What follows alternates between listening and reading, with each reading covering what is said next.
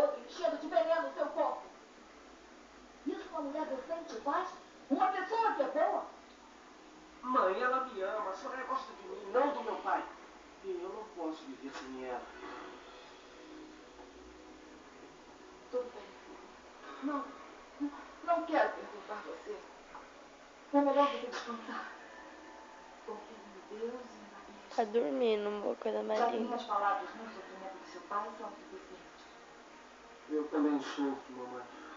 Eu sei, mãe. Isso é muito. Eu mexo, ela não acorda, não. Nós dois sofremos por culpa dessa mulher.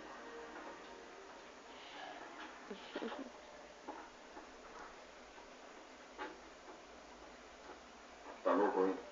Já não. Por que continuou assim comigo? Porque é muito cedo, porque colocou a Soraya no pedestal e não consegue derrubá-la. Eu preciso que saiba que sou eu que digo a verdade. Não, Soraya.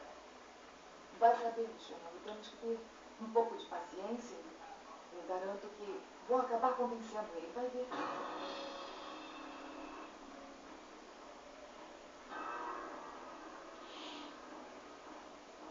Eu tenho que arrumar um jeito de sair daqui sem que me vejam. Eu não posso